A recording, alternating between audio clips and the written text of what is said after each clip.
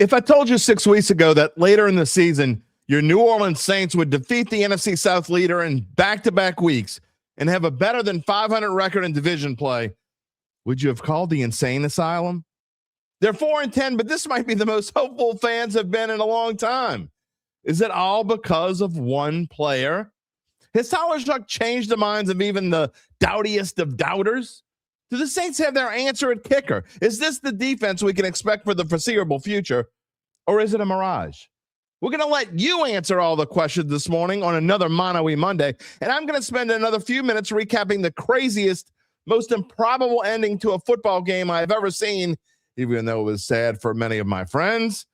And it just so happened to be in the state championship game we previewed here last Wednesday. It was so zany, it made national news. Gabe is here. Who knows what Gabe's going to talk about this morning? It might be cold outside, but it is warm and toasty inside the Dattitude podcast. So let's have a second cup together and spend the rest of the morning doing whatever the hell we want. If you're looking for the latest scoop and in-depth interviews on the Saints, the NFL, the Pelicans, LSU, along with the best bets of the week, then lucky you. Along with high-powered, in-the-know guests who cover our teams, Jim Derry brings plenty of Dattitude. And he'll always tell you the way it is, or at least the way he thinks it is. Where you at, Dattitude family? Just a warning. Just a warning, everybody. I'm on cup number 2. Who knows what's going to happen this morning? Look, again, y'all know. For those of you who are regulars here, you know I don't read the comments until it's time to read the comments. But judging by the number of them, it's going to be an interesting morning. You know, remember, what was it, 6 weeks ago, the sky was falling. Now everything is just sunshine and roses. I don't know. Maybe I'm going to be sunshine and roses too. I don't know. You know where all the sunshine and the roses they're inside of Dattitude. Episode number 451, presented by Evangeline Securities for a Monday, Mano E Monday, December the 15th, 2025. Better get that Christmas shopping done. If you use Amazon like I do, if you use these other services where you want to get little picture collages and all that stuff done, whatever you want to do, better do it. You got 10 days left, and that's just to the big day. You probably only got like 2 or 3 more days if you're going to do stuff online, unless you want to just like wing it and take a chance. Sorry, dear. Your present won't be here till like the 28th. You know what I mean. Not that I would procrastinate or anything. I'm procrastinating to tell you that I am your host, Jim Derry, 35 years in the New Orleans sports media scene. Thanks for being a part of the Dat Family. And you know how Mondays roll. You type your comment in. We will show it. We will talk about it. We will see how you feel. That's what today is about. That's what every Monday is about. Mano E Monday. You tell me what you're thinking, and I'll tell you whether you are on the right track, whether you're just like, whatever. You know what I mean. You can do it whether you watch it on YouTube, Facebook, or X. If you're not watching on YouTube, though, we encourage you strongly, highly. We would love it if you join. That's where the Dattitude family lives. They live on YouTube. Please join us there. And, if you want to donate to the show, you know how to do it. It's easy to do. We love you for it. All right. What is on today's show? You know what it is. It is Mano E Monday. We're going to spend probably 85% of the show talking about the Saints. But there are a couple other little things I do want to talk about. The strange day in the NFL yesterday. Mahomes and the Chiefs are done. Mahomes is done in more ways than one. Not only is his Chiefs done, but he's done with an ACL injury. Is that going to change the way? I don't know. Gabe, look this up. And maybe you know the answer, and you don't have to look it up. But does this mean the start of next year is in doubt for Pat? He's shaking his head. Yes.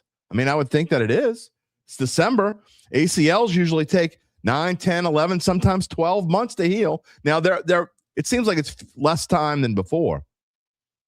But, man, what if he doesn't come back until like next October?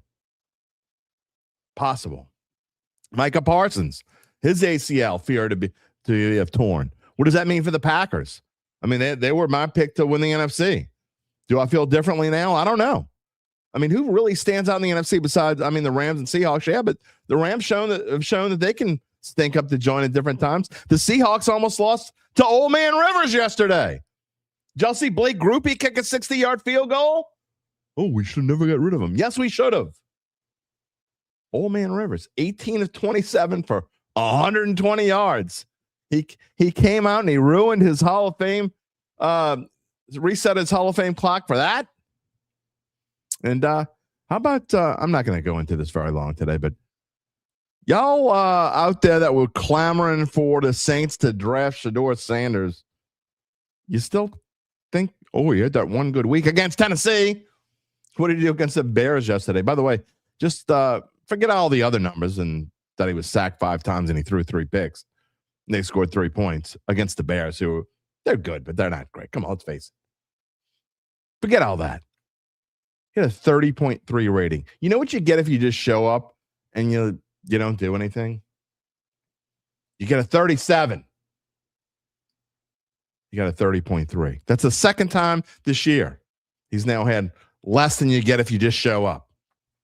And then lastly, before we get to the meat of the show this morning, and Gabe might talk about this later. I don't know.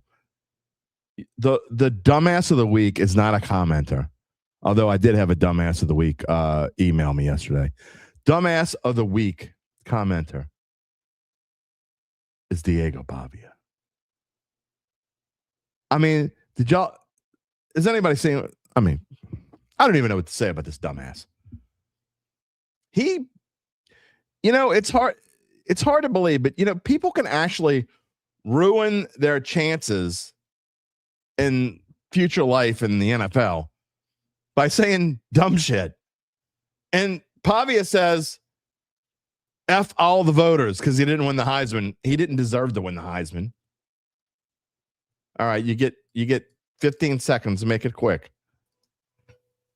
Okay, so I was going to say, not only did he say F all the voters, did you see the sign he was celebrating with in the club? No. He went to the club afterwards and he had a sign that in bright neon, like flashing letters, said F Indiana. Wow.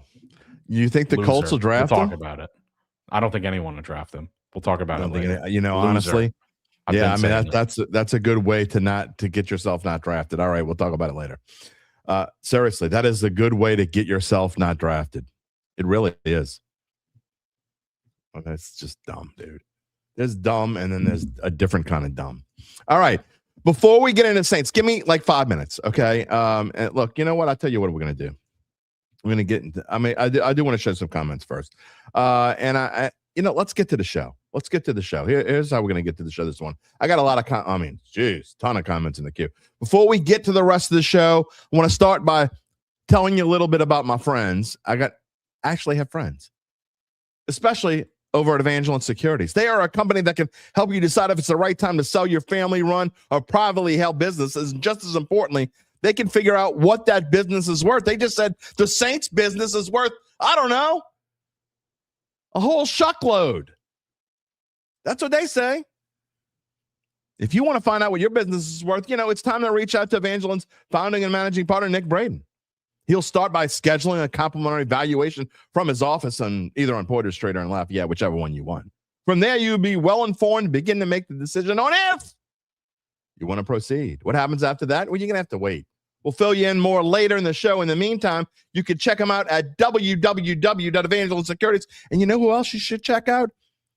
How about my friend Joe? If you own a small business of fewer than 20 employees, you know how tough it is to get the best rates on health insurance. That's why you want to call Joe DiStefano Insurance.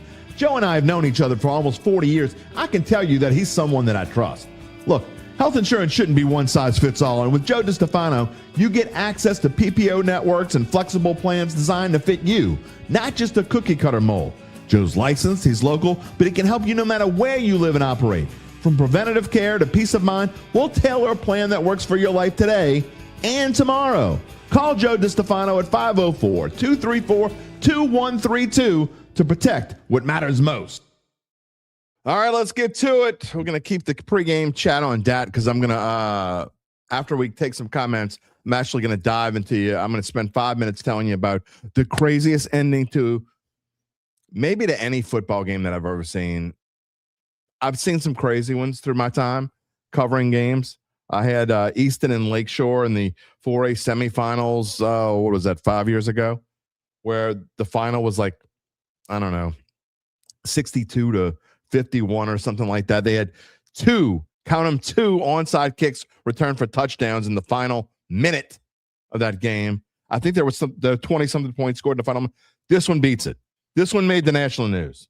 I'm going to get to that in just a minute, but I do want to start with with some of the comments this morning here on this Mano E Monday. We're going to start with William. Good morning. William says he believes it's time for the entire fan base to get on board the Shough train. It is apparent that Shough has the it factor. Build around him. Look, that's kind of what my dime is about. That's speaking of my dime, that's coming up in probably about 15, 20 minutes. And for those of you who don't know what Derry's dime is, it's my commentary every Monday, my scripted commentary. It's the only part of the show that is scripted. Well, mostly anyway. You know what I mean. Cedric Bellows here. He says, good morning. He believes we have our quarterback, Tyler, for next year, our big target, Vele. Ruiz, not so much. He gets overpowered at his position. Can someone say Smith? Who dat? That's a lot in there. That's a lot in there. And he also says he wishes Taysom the best. Thank you for your service. In other words, it's time to move on, Taysom Hill. And it is. Time to move on. Christopher Crump says, what a day to be a Saints fan. Feel warm and fuzzy inside after 2 wins in a row. You should. Rocky, Groupie can't kick 27 yards. I don't think he missed 27-yarder, Grok. Let's don't exaggerate. But he hit 60-yarder. Did he miss 27-yarder? Maybe he did. Maybe you're not exaggerating. Maybe I'm an idiot. I don't know. Anyway, regardless, I agree with you, Rock. I never liked I've said this many times, not something I'm just saying here. I didn't like the choice of Groupie from the get-go. I've been wanting to see Charlie Smith kick. I don't care that Groupie kicked a 60-yarder. Good for him. He'll miss a 42-yarder later, and maybe Smith will too. But he wasn't the kicker for this team. They needed to move on. They did, and I think Charlie Smith is the future at kicker. I've been saying that. I am not in my PJs, UBN. Not in my PJs. I mean, does it look like this is PJs? And I have jeans and shoes on. Not that y'all need to know the TMI, whatever. But I am fully dressed on this Monday morning. And I've been up since 6:30 a.m. Damn kids. They were way, way, way too loud this morning. And frankly, it was a little too cold for me. That's right. I said it. Yeah, I've already told y'all this. I like it when I like 32 to 60. That's my comfortable. That's the temperature range I like. I don't like it when it gets in the 20s. Although I would rather the 20s than the 90s. That being said. Good morning, Charles. I'm glad you're here. San Luis Obispo Houdat is here. Good morning. Love the overall statistics. Tons of first downs, less penalties, and a great last-minute finish. Continuing to improve. That's what this year is all about. Absolutely. Brian Cavett is here. Good morning. Happy Houdat. What a shucking game. I think it's safe to say Shough is quickly becoming the type of quarterback that can make players around him better. Do I think he's franchise quarterback material? I certainly think he is.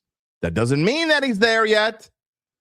There's a difference between thinking he could be. I'm still saying could, but you can't crown someone after 6 games. You just can't. Okay. Okay. The 3, it's not like they, it's not like they beat the world. Okay. Don't get me wrong. Super impressive. And I'm probably going to sound, when I give you my dime, you're going to say, well, it sounds like you're jumping on the hope train. And I am jumping on the hope train. But, is that when I ran down the wrong pipe? But 6 games is 6 games. I think that at this point, again, we're going to get into it, but you're at least at the point where you don't have to draft one, okay? We know that. We know that. I think now you can actually say 0, barring some weird, stupid injury, barring something just completely unforeseen, barring he says something like Diego Pavia, which he's not going to do because Tyler Shough is way different than Diego Pavia. I think there's as close to a 0.0% chance that the Saints draft a quarterback in this coming draft. It's as close to 0.0 as you can get. Just going to say that. Adam Varner, thank you so much for the $20 super chat. Thank you for, of course, we love to have you here as part of the Dattitude family. Thank you so much. Seriously. Thanks to everyone who has donated throughout the past couple weeks since we became monetized. We're super appreciative. Did I say Kyle Sherman? I don't know if I said Kyle Sherman right now, but he says, good morning, Dattitude family. We have a QB1. Absolutely. I mean, we could. I think it looks like we do. I'm trying not to get too fired up. It's hard not to. It's really hard not to. Gary says, great win. Could win the remaining games if the offense and defense plays well. All right, look, I'm going to get back to the comments in just a minute, but I want to switch to completely Saints. Before we do that, I just want to see, I want to share this with y'all. I know a lot of you will appreciate this, okay? And most of you saw this. If you follow me on Facebook, you know, A, that I'm a Shaw alum, you know, B, that I covered the state championship game over this past weekend. It was a crazy weekend. By the way, shout out before I even get to Shaw and St. Charles. Shout out for what Carr and St. Augustine did for the city and getting the entire city, well, not the entire city, but getting a lot of the city fired up about prep football. And I think their game was probably the most important game of the weekend, Carr and St. Aug, because it got a lot of people who wouldn't normally follow high school football following high school football. However, the game of the weekend was Shaw and St. Charles, and we previewed it here last Wednesday on the show. Now, I put together a 2-minute clip. I want to set this up with this, and then I'm going to move on and I'm going to get back to Saints. But I think y'all will be interested in this. And if you didn't see it, it was one of the most brutal endings, the most brutal moments I have ever witnessed at least in high school football. I think the Nola no call, because of the volume and the grand scope of things, was probably more heartbreaking in overall. Again, it affected way more people, right? But to lose a state championship the way that Shaw lost the state championship on Friday night is the most. I was on the sideline again, trying to work. Okay, when your heart's in something, it's not always easy to separate yourself. But I think I was able to do it the best that I could. I was on the sideline there with the Shaw players and coaches and doing video again, trying to get as much video as I can because I was going to put together a montage. Now I ended up doing it, but not till this morning. The montage ended up being the last basically 35 seconds of the game. Now it starts off with, I'll give you the setup real quick before we get to it and you could see it. But the gist of it is St. Charles had one last chance to get into the game, okay? They come down the field, they're trailing 21-14. They go down the field, and in the final minute of the game, they score a touchdown. They make it 21-20, and a kicker that is one of the best high school kickers I've ever seen misses an extra point wide left, okay? Now, I didn't even record the extra point because I thought it was a fait accompli. I recorded everything else. Now, I'm not even showing you half the stuff that I have. I didn't record the extra point because that's how sure I was that the kid was going to make the extra point, that I was trying to set myself up to get in position to see what Shaw was going to do offensively on the next possession. Well, it turns out he missed the extra point. Now, so Shaw, all they need to do now is get an onside kick, do 3 nail downs because St. Charles had 2 timeouts, and the game's over, right? Yeah, well, that seems easy enough. They get the onside kick, however, and I'm not going to show this part, but and I do have film of it. I just don't want to show it. There's been enough about this. It's brutal. But the first kneel down, the St. Charles coach does not call timeout right away. Shaw player celebrates when he thinks the game's over. He throws his helmet in the air in celebration. Well, that's a 15-yard penalty. Not only is it a 15-yard penalty, but it stops the clock before the St. Charles coach could use his timeout. So now he's got 2 timeouts and it's second down. Shaw kind of loses where they are a little bit, and they still kneel down. Don't get me started. 100% that they thought they were doing the right thing. It was crazy on the sidelines. I don't think anybody realized that that St. Charles got their timeout back. So, and making a story longer than it needs to be, St. Charles gets the ball back. They get it back after a shank punt. The punt went 8 yards. St. Charles gets 5 more yards to get their kicker closer, and the kicker drills a 44-yard field goal. And Shough goes from absolute celebration and pandemonium to just heartbreak. And meanwhile, St. Charles the opposite. They go from absolute heartbreak. They were the number 1 seed all year long. They were the best team in that class.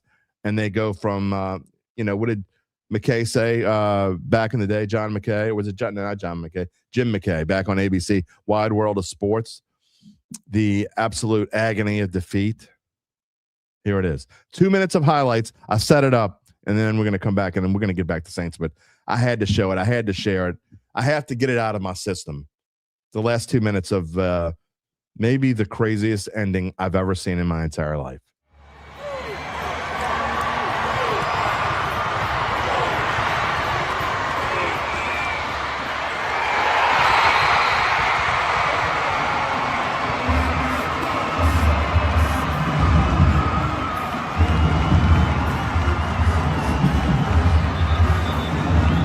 Okay, so now they're going to here's the onside kick. Up in the air. Shaugh's got it. Game's over, right? Yeah. Celebration begins on the Shough sideline. Hugs. Hugs for everybody. We're pumped up. We're fired up. More hugs. I thought it was over. I can't blame anyone. Again, now this is where I don't show the kid throwing his helmet. So it's 4th down. They're getting together. They're figuring out. And here comes the punt. Look, kid, just get it to about the 50-yard line. Probably okay.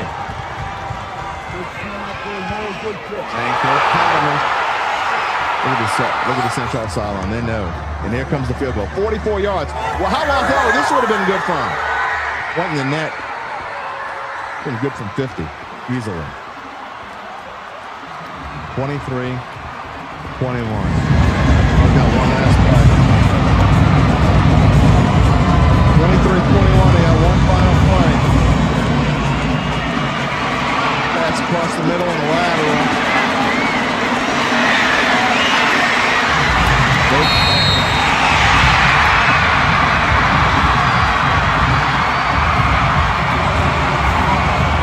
Oh my goodness. Congratulations to the Pelicans.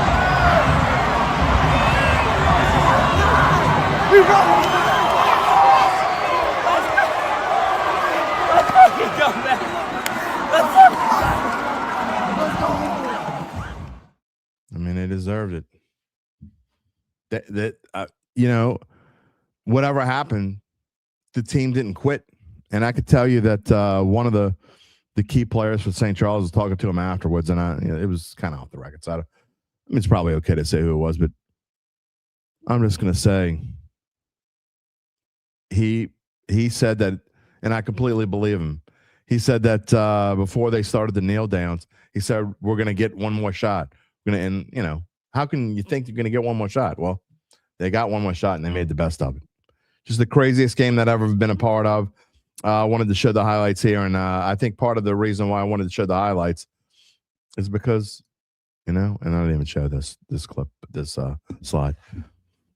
One of the reasons why I wanted to show the highlights is I think I wanted to get get it out of my system as well. And I will say this: the last thing I'll say on it, the outpouring of love for the kid that threw his helmet, just completely, just the moment. He got caught in the moment.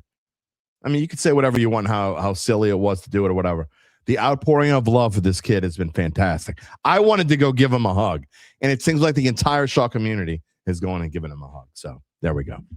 All right, we're going to move on back to Saints, and I'm going to get back to the comments as you see here. Look at these numbers for Shough, by the way. And the amazing thing about it, 24-32 for 272 yards, 1 touchdown, and no interception. By the way, I apologize to those who were on the audio-only version. You couldn't see the highlights. I encourage you to go to YouTube and watch them on there. If you get a chance, you can go catch it out later on because obviously this lives in eternity.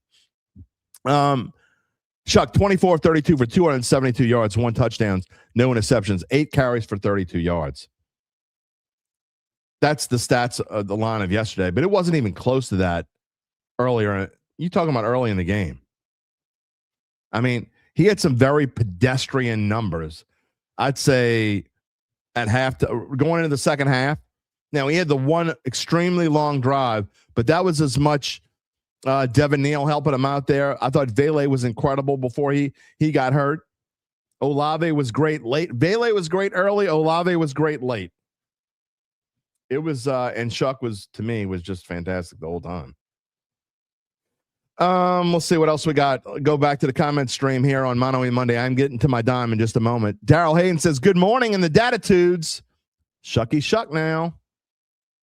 Brian Cavett is saying he watched a Shaw game. He feels for that kid. Absolutely. How can you not feel for him? Ryan Shano, are we ready to give his Broncos some love yet? Either way, who dat? Awesome win for the Saints. I'm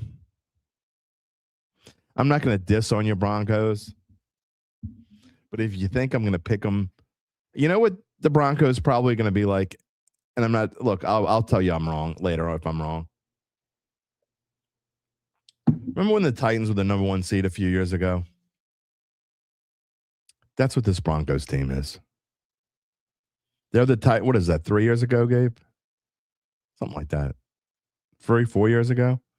It wasn't that long ago. 5 years ago? Was it that long ago? Was it the 2020? I don't think it was 2020. Was it that long ago? Maybe it was. Whatever it was.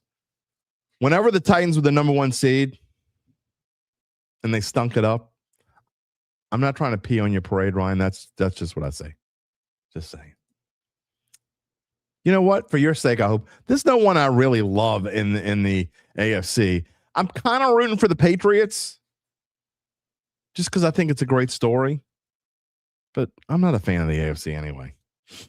Dylan Smith is here. Good morning. Mondays is so much better when the Saints win. There's no question about it.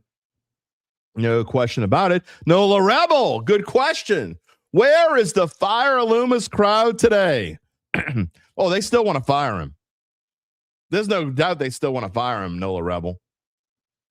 Gabe said it was, okay, it was 4 years ago. Titans, number 1 seed. Oh, they still want to fire his ass. But they aren't as vocal about it, are they? Chad Gage, good morning. Good morning, Chad. You can't say, I'm just going to, I'm not going to say what you can't say. Here's what you can say. Last year's draft and this past year's draft, I think they're going to turn out to be 2 really good ones when all is said and done. Just going to say that. Adam Varner, we showed you that he was here. Thank you so much again for the donation. He says, Shough has cemented his QB1 status in his opinion. I think a lot of people. Mark Gapsky, good morning. Get that Shough jersey. I don't think Gabe's going to be getting a Shough jersey anytime soon.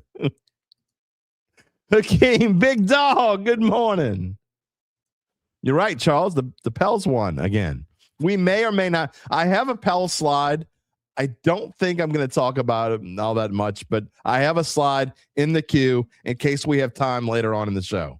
I also have, I'm just going to tell you, we'll spend a lot of time Wednesday talking about the Saints, Tulane, and LSU because Mike Detillier is coming on the show Wednesday. I was bound and determined to have him one more time before the year ended, and he couldn't make it last week. We ended up doing the high school thing.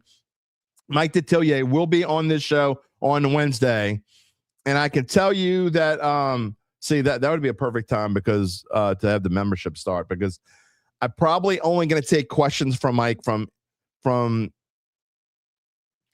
starred entries. Let's put it that way, because I'm not going to be able to show that many of them.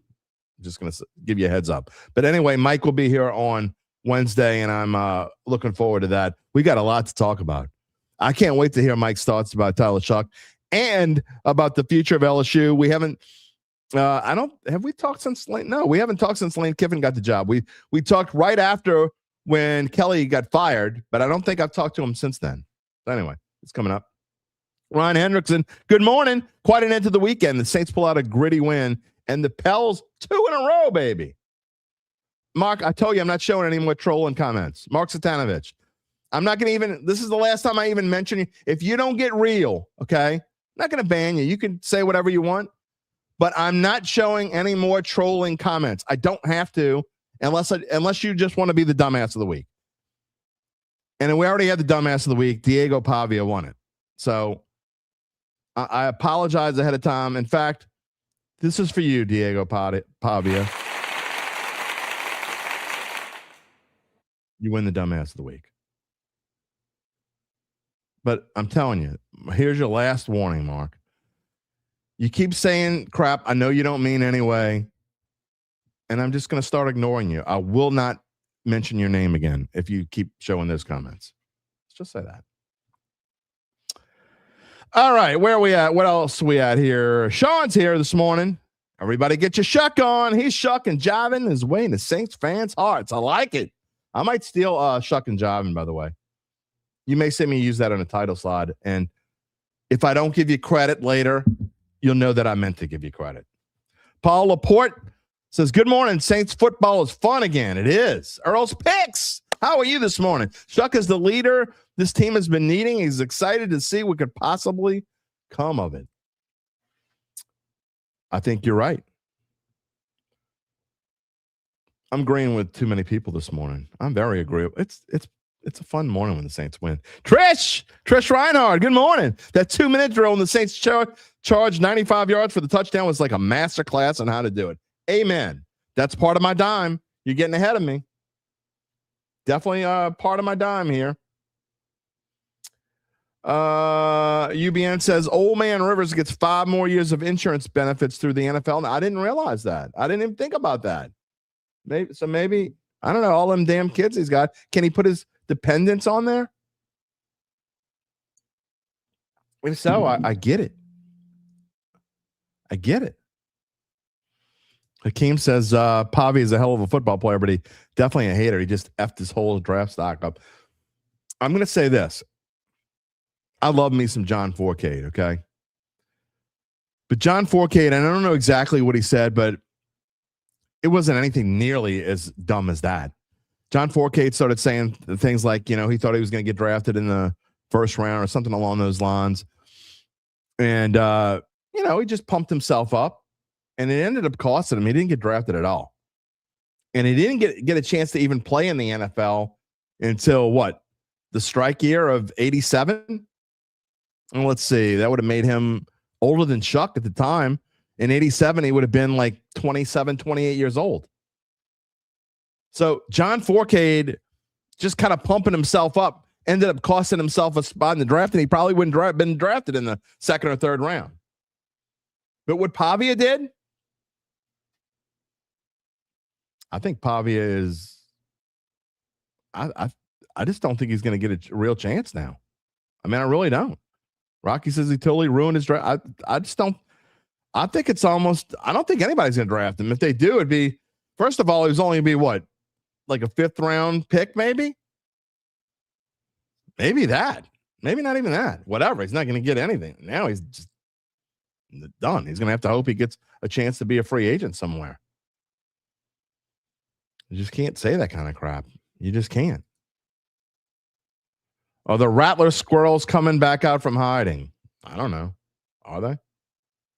They are. We'll feed them some nuts and let them move on. John Brick Pace. Good morning, Dattitude family. Love watching the game yesterday. The Saints rookies look great. Absolutely, they did. Tedders is here. Good morning. Nice to have a winning streak. You win 2 in a row. They call it a streak. Uh-oh, Randall. What you got here? Randall is here. He says, I know Shuck is getting all the love and praise this morning. He deserves it, but let's give this defense some big praise because they have been dominant for weeks now. No doubt about it. Defense has been, I said this the other day, the defense, I think, I actually said it yesterday in my short. I think it's 8 out of 10 games now that they have held the opponent to under 200 yards passing. You know what? That's how many other teams have done that? I'm going to go look that up later. I bet it's not many. 8 out of 10. And now I think it's 4 in a row that they've done that. You look at Young's numbers here on the screen. If you can't see them, I'll tell them to you. Bryce Young was 15 of 24 for 163 yards and a touchdown with no interceptions. He had 7 carries for 49 yards. And just as impressive because they were able to hold the Panthers to under 200 yards passing.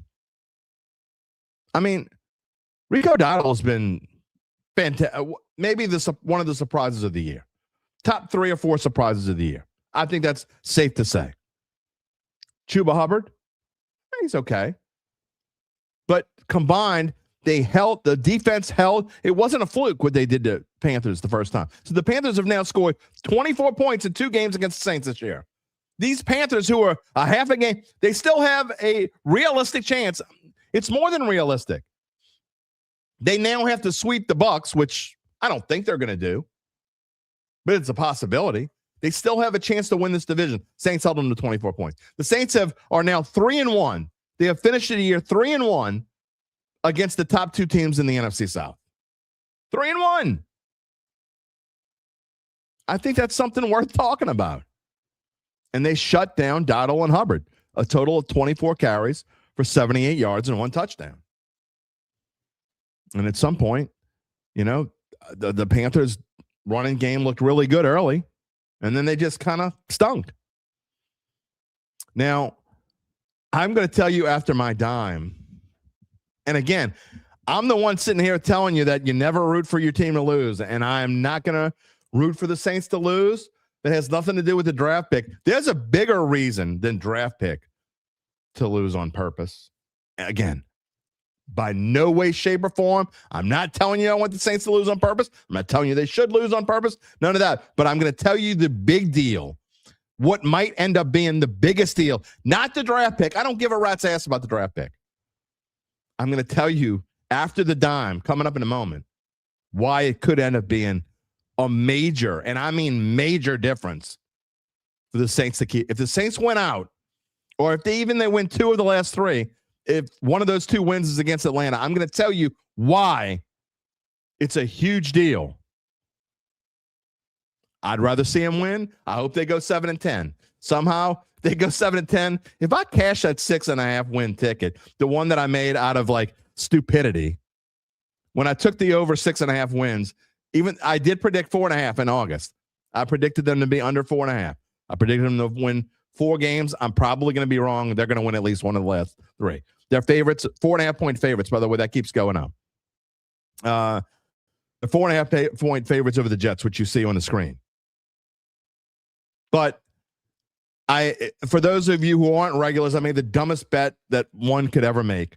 In a moment of haste, literally the night before Carr said he was quitting, on a Friday night, going through futures bets, I'm like, Saints to win 6.5. What do they think they know? They don't know any. Derek Carr's going to win more than 6.5 games. That's right. I said Derek Carr's name again. Yep, I did it. I bet the over 6.5. And you know what happened? Sorry, Lance. Sorry. You know what happened? He quit the next day, and my ticket, I almost ripped it up. Yeah, it is what it is. I did it, but they have a chance to win it now. Yeah, I know. It was a crushing loss for my Eagles. It was. John Carter, who dat from D.C.? All right.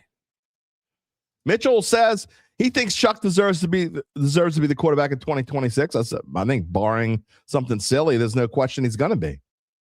K-Man. The Acorns on Tyler, some gritty runs. I know that's not Acorns. You know what I mean.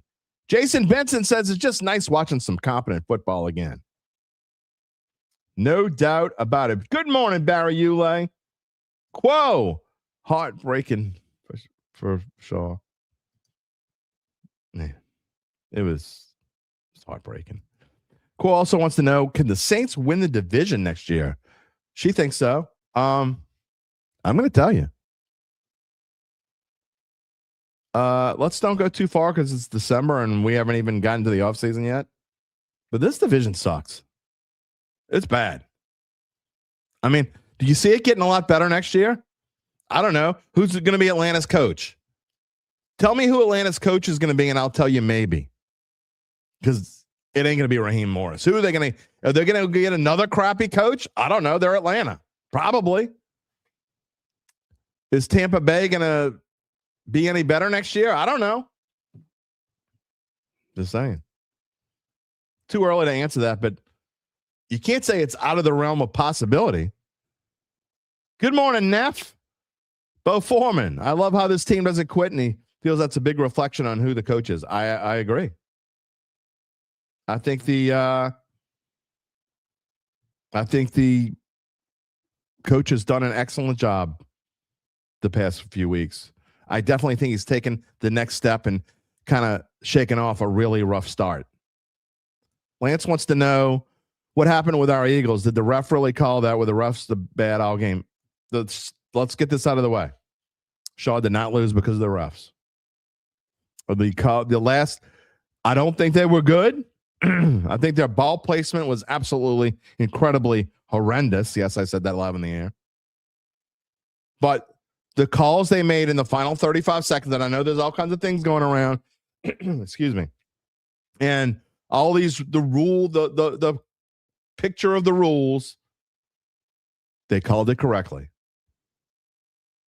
The penalty was, once the penalty's out there, the coach did not call timeout until after the penalty flag was thrown.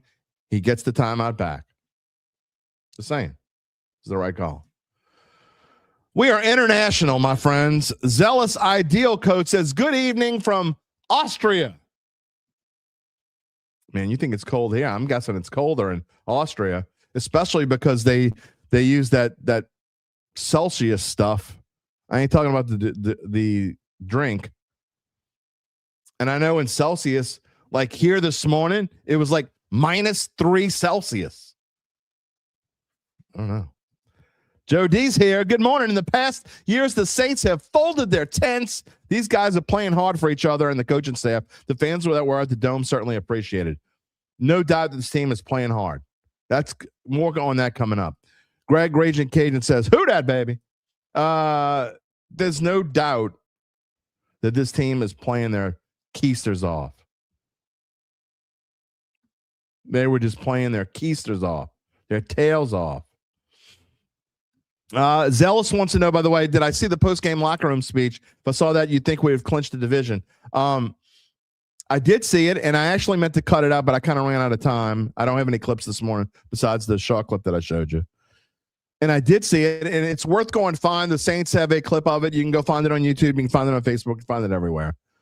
Of Kellen Moore's locker room speech. And you know what? I like it. I don't care that it sounds like they will. Some people might think it's overboard, but they should be fired up.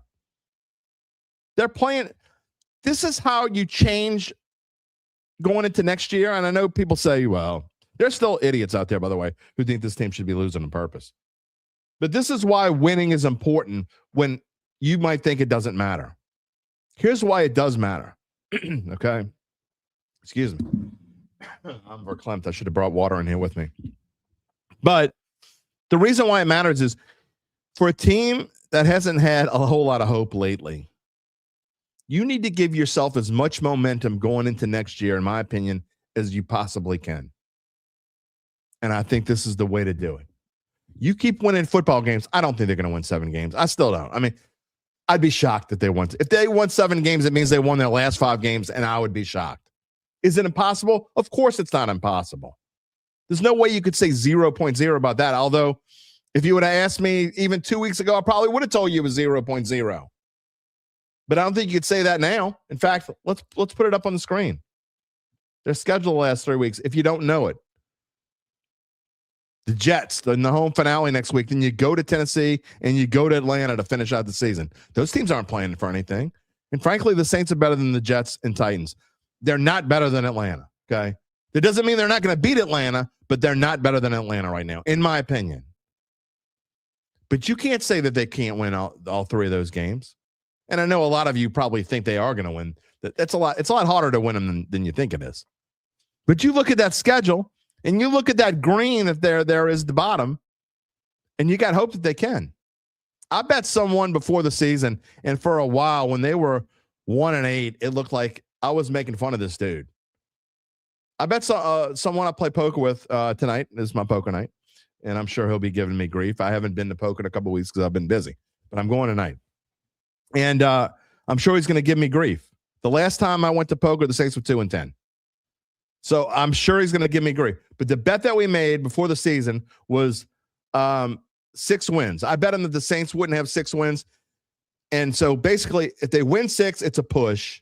If they win less than 6, I win. If they win more than 6, he wins. And the only way he can win is if the Saints win out. He might win the bet. And I think at worst for him now, and I would have told you we're nuts. I think at worst now, it's going to be a push. Crazy. I got to get to my dime.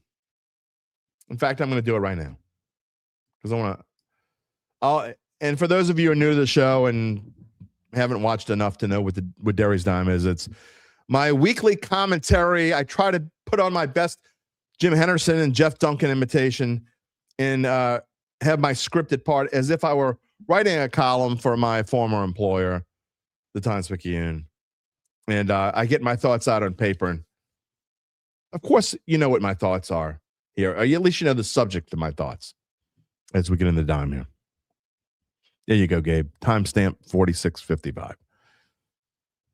Do you remember what it felt like 6 weeks ago? It was Tyler Shough's first start. The Saints were obliterated by the Los Angeles Rams, and they made team history with just 16 minutes and 7 seconds in time of possession. We told you the next day on Dattitude that was rock bottom. However, we said on that same Mano E Monday in early November that even then, there was the tiniest bit of hope if you were willing to accept that you saw it. If you don't believe me, go back and watch it. I said it. In the few moments he actually was on the field that day in Tinseltown, there was something different about this 26-year-old rookie. And it wasn't simply the fact that he was older than all the other rookies. He moved differently than anyone we had seen back there in quite a few years. And that's even though his offensive line couldn't protect a 3-year-old girl's cupcake on that Sunday. No, Shough seemed to be able to escape the pressure and was sacked just once. The next week, well, it was just plain fun in Charlotte. There was an air around Shough that other players seemed to feed off of. I hate to repeat myself, but it was sort of like the old days, or maybe not so old days that just feel like ages ago. The defense began to play like it knew the offense would hold up its end of the bargain. And guess what? For the most part of the past 5 weeks, it has. Hope is a wonderful drug, isn't it? Oh, but sometimes it could be a bit dangerous. Remember when you first started dating? Some of us would just dive right in and say, to hell with it. If they break my heart, so be it. Others might not be willing to take that chance. At the risk of my inner Charlie Brown being shown to the world, I have seen enough to believe that Lucy won't pull the football this time. Even the biggest doubters on Planet Black and Gold have to be willing to jump on the train after what we saw the past 2 weeks. And yesterday, it wasn't just the game-winning it wasn't just the game-winning drive to set up new hero Charlie Smith's field goal, but how about a 17-play drive, the longest this team has had this century, that ate up more than 2/3 of the second quarter and went 95 yards for a touchdown? How about a 14-play drive in the third quarter to get the Saints within a touchdown, and then getting 78 yards in 2 minutes near the end of the game, getting first down after first down to tie it at 17 when they absolutely had to have it? I said it last week and I'll say it again, because credit needs to be given where credit is due. It sure looks like team management knew what the hell they were doing when they drafted Tyler Shough with the 40th pick of the 2025 NFL draft. What the hell do I know? It's why I'm sitting here and not sitting over there. It sure seems like many of us, as I said, certainly me, was way off in saying that the Saints would have to do this all over again early in this upcoming draft. Unless this team doesn't win another game this season, that ain't happening. I don't see how we can go into the offseason feeling like the tide hasn't turned. Is it because of one player? At the minimum, one has to say Tyler Shough has breathed life into a team that barely had a pulse this same time last year. How can you not believe something special finally has arrived? And ask yourself, when's the last time you felt more hopeful about your New Orleans Saints. The perception of this football team, of any football team, well, it can change and sometimes does change on a dime. And that's one dime that I'm happy to deliver. It's not the same team anymore. It's a different team. And you can feel it. You can feel that this team is playing differently.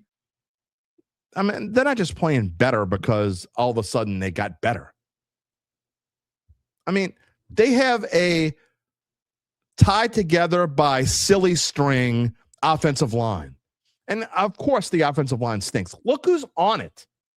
Besides their 2 first-round draft picks on the outside, who do they have? They have a center playing. They have a guy playing center who's like jumping off sides and holding and whatever. Look, Luke Fortner had a bad day yesterday.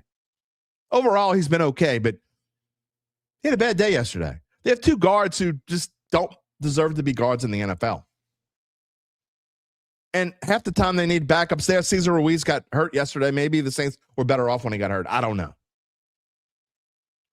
But this team is doing things they shouldn't be doing. They have a running back who was a 6th-round pick who was playing at Kansas last year as a mediocre team in the Big 12. That's who's playing running back for the Saints right now. And he's doing okay. He's not doing anything special. He's doing okay. I mean, think about where this team is. And it's kind of interesting. And, you know, I'm for those of you who know me personally, not just people who've watched the show, if you know me personally, you know that probably know this about me. I'm a big dates guy. I know a lot about dates. I know people's birthdays. I remember, maybe not as much as I used to anymore because I'm getting old and I forget stuff. But I'm a big birthday guy. I'm a big anniversary guy. I'm a big date. I remember date. You know what yesterday was? And speaking of dates with this football team, some of you may not have realized this. We brought this up earlier in the season, and I showed this clip of a newspaper section. But 45 years ago yesterday, to me, it's kind of weird that the Jets are coming to town next week. But 45 years ago yesterday, December 14th, 1980, the Saints won their only game of the 1980 season. They were 0-14 going into New York, and they won that football game, and there was hype over it. And I know it's hard to see this little thing, especially if you're watching on a phone. I should have probably just blown up the picture, but the headline the next day in the Times-Picayune was they won in about 200-point type. It's something that the newspaper back then just didn't do. They did not do things like this. And that's how big of a deal it was. And, you know, in a way, the last 2 weeks have kind of felt like that win, but for a different reason. There was really not a whole lot of hope going into the 1981 season, although Bum Phillips said Richard Todd, exactly, Darrell Hayden. Actually, I think that was before Richard Todd, if I remember correct. Archie Manning was still the coach of that team. I mean, the quarterback of that team. I think Richard Todd came along a year or two later because then they drafted Dave Wilson. Yeah, Archie didn't leave until 82, I think. But anyway, there wasn't a whole lot of hope. This team has something that team didn't have, but it just kind of, it reminds me of what I felt like. Because I remember that day. I remember watching that game. And I remember being excited about it was one win. In the grand scheme of things, it didn't mean anything, but it meant my team wasn't going winless. And this game yesterday, if you watch the Saints long enough and you've been through the ebbs and the tides and whatever, the ebbs and the flows, whatever you want to call it, you know, it feels like a different time now. Feels like we've entered a different time. And I think that's why I'm probably as more fired up about what I saw yesterday than anything. I'm not fired up because they're 4-10. I'm fired up because I think that going forward, it feels like there's something different. Something is changing. We told you the Rams game was rock bottom, and I believe that in my heart. Ryan Shano says here, Kellen Moore is also improving his play calling lately. Very excited to see the improvement this team has shown. There's no doubt about it.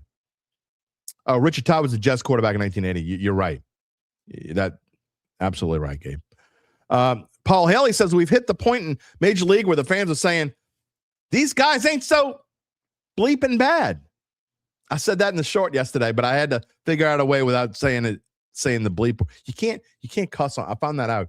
if you cuss on shorts, they don't like that when you cuss on shorts. So I have to be careful about what I say. Let's see.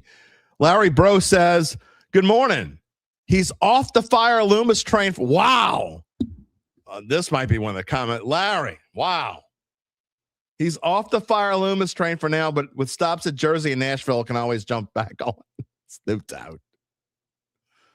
Actually, they don't stop in Jersey because Jets come here next week. But it does stop in Nashville, and then it ends in Atlanta.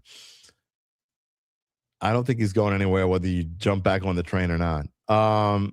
Sean, we may talk about this later, and it's interesting you asked this question because UBN and Gabe and I, this was a semi-topic of conversation this morning. DJ Lagway of Florida breaking news. Jumps into the transfer portal. Where do I think he lands?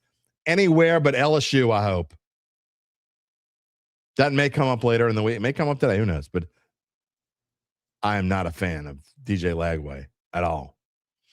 Gabe says on 3 is saying Baylor, LSU, and Miami in the mix for Lagway. Well, I hope he goes to Baylor or Miami. I am not a fan of Lagway at all. I mean, have you watched him? Just saying. Infantryman, happy Victory Monday. I like the way Olave absolutely. I'm glad you brought this up, Infantryman. He likes the way Olave stepped up after a really bad drop. It was a really bad drop to finish the game. He still needs to work on crunch time drops. Shough is the guy building around him. I kind of got into it with a regular via email yesterday. And if he's listening or watching, so be it. I'm not going to mention his name. He knows who he is. But he emailed me as soon as Olave had to drop. Anytime Olave does anything bad, he emails me immediately. When Olave does something good, I don't hear. This is why I don't. If you do this kind of crap, you're going to get banned. Okay? I'm just letting you know. I'm okay with you not liking someone, but if you're only going to tell me the bad parts and you're going to disappear when he does something good, you can piss off. Okay? And so this dude got banned yesterday. He knows who he is. He got banned from my email. He didn't get banned from watching the show. He can watch the show if he wants. Or listen to the show, or whatever, however he does the show, whatever. But don't tell me how much Olave sucks. All these people who are hating on Olave, y'all are all wrong. Did you watch the end of the game? Without Olave, they don't win that game. I'm telling you right now. Without Chris Olave yesterday, they do not win that game. As good as Shough was, they just don't. Just saying. Rocky says that Staley might just be the guy. Oh, he's definitely the guy at DC. I think Brandon Staley's a terrible head football coach, kind of like another guy who's not here any longer. But he's a really good defensive coordinator. And I hope he stays because, well, I don't think he's getting another shot next year. But if he does this again next year, he's probably going to get another shot in the next cycle. Hakeem wants to talk about Lagway. He says he likes Lagway, but even with Kiffin, he needs a ton of work. Very enticing, but he thinks Underwood would be a better fit. I'm not a big Underwood fan either. I don't know who I like. They got to get somebody. You're right, Hakeem. I don't know. We got a ways to go. I'll ask Mike to tell you what he thinks on Wednesday. Earl says hopefully more points start coming. Yeah, they do need to score more points. Lance says credit Olave for manning up after a big drop and being a wide receiver one in the scoring drop. Again, he's not there. They don't win. Period. Brian Cabot says round one, they still need an edge to pair with Chase Young. Nope. That's not what I hope. Nope. First of all, the main edge guy is going to be gone in the Saints draft because I did not make this chart, but the Saints are now, in 2 weeks, they've gone from a 70% chance. And if, again, I talked about this before, but you can check them out on The Athletic. I'll give them credit where credit is due. They have this thing every week where they give you the odds that each team is going to has for the first pick of the draft, for a top 5 pick, and for a top 10 pick. The Saints in 2 weeks, they were 70%, had a 70% chance 2 weeks ago to have a top 5 pick. It went down to 45% after last week's win, and now it is down to 15%. They have only a 15% chance, according to The Athletic, of having a top 5 pick. I think it's 0. I think it's pretty close to 0. I don't think they're going to have a top 5 pick. Gabe says 7th. Currently picking 7th, yeah. I mean, I don't see any. I think there's almost no chance the Saints don't win at least one of their last 3 games. I mean, again, we showed you the schedule. They play the Jets this week. They're 4.5-point favorites. Then they play the Titans. They'll be the Saints. If the Saints win this week, the Saints will be favored on the road in Tennessee. I have to go look the last time the Saints were favored on the. Oh, well, I do know what actually. Last time the Saints were favored on the road was at the Giants last year when they won the game, and that was the last time they had won on the road, and what was it, forever? It was the last win of last year, and I know this, that the Saints, if this spread holds up and the Saints end up being 4.5-point favorites or greater and they cover, it would be the first time the Saints covered a spread as big as 4.5 in 2 years. They haven't covered a 4.5-point spread in 2 years. Isn't that hard to believe? I'm trying to catch up. Jay Tucker Rafferty, you add all the right pieces and the division is there for the taking. I have to agree with you. There's no reason to say why I can't. Terrence says, people love to hate on Chase Young, but we don't win these close games without him. Chase Young was a man. Chase Young yesterday showed why, and I read this online yesterday about Chase Young, and I didn't think of this before, but it makes sense. I don't know that I'm ready to give him all the credit yet, but, people were talking about how the reason why Chase Young sat out longer than maybe he had to is because of calf injuries can tend to lead to Achilles injuries, which I didn't know. And so the Saints, knowing they weren't going anywhere, said, you know what, we're not going to take any chances. And look, if that's the case, then great. Good. They finally did something right with someone's injury. Don't get me started on that. But Chase Young looks like the man beast that people thought he was going to be. Mr. J. Hamilton, thank you so much for the super sticker. Very much appreciated. All of you have donated to the show. I very much appreciate it. Thank you so much. Let's see. Earl says we are building a winning culture. Gabe says Kansas City with Minshew is a 3.5-point favorite in Nashville next week. The Saints will be favored regardless, he thinks. Gabe's going to be on the show in just a minute. Mr. J. Hamilton, I'm not sure when you joined the show today, but I've already read the dime. You can go back after. Maybe I read it after you typed that in because I know I'm behind. Greg Raging Caden says he thinks the Saints will win out. Let's see what else we got here before I'm moving on. Ovide Kibido, good morning. Here at the VA in Biloxi, nothing but time. I'm glad you are you're wasting your time with us. I mean, is there a better way to waste your time? Houghton Saints. Is that Dak Prescott? Dak Prescott watching the show this morning from Houghton. Dak Prescott, he's, man. Is there any, can you imagine being a Cowboys fan right now? I mean, by the way, the Cowboys are 6-7-1. Yep. Still there. Still doing it. 2 weeks ago, this is how I knew they were doomed, by the way. My son said 2 weeks ago, I bet him I gave him 8-1 odds 2 weeks ago. Oh, Dallas is going to go to the playoffs. I'm like, you're insane. That was the doom of all dooms.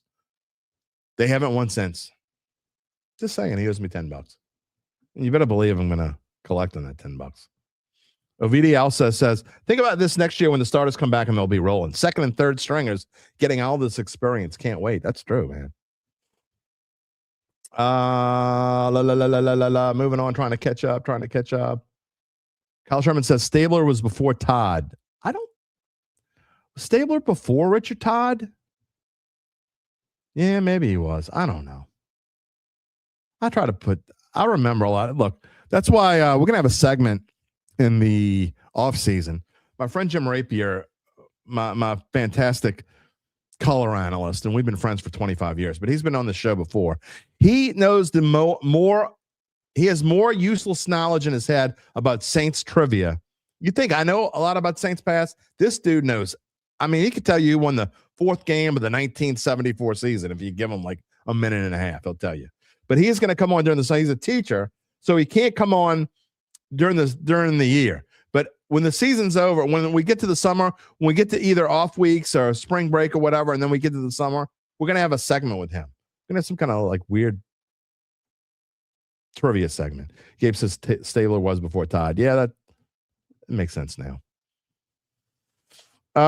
What else we got here? Again, about to get to Gabe. Jason says, Aunt Gail told y'all firing Mickey was a ridiculous notion. She sure did. Rob says LSU's going to be in the mix for any quarterback in the transfer portal until they actually find one. That's true. They probably will. Brian says about Olave, he's always said he's not a fan, but he wants him to be great in capital letters. Yesterday he stepped up, do that the rest of the year. Man, can you imagine if the Saints lost and Olave did not make those catches, what we would have been hearing today? Today would have been all about how Olave sucks, and y'all would have been pissing me off today.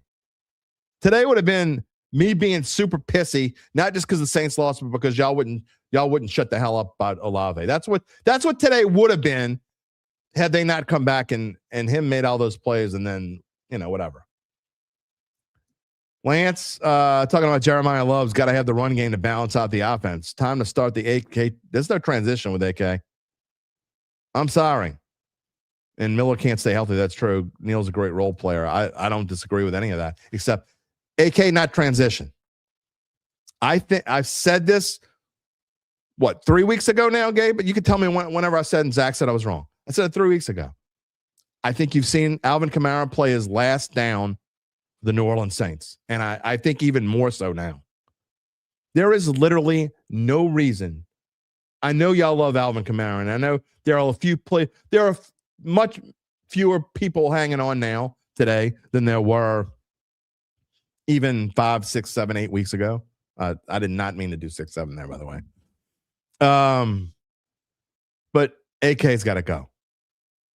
And if you make him a post June 1 cut, you get a $8.5 million rebate on your cap.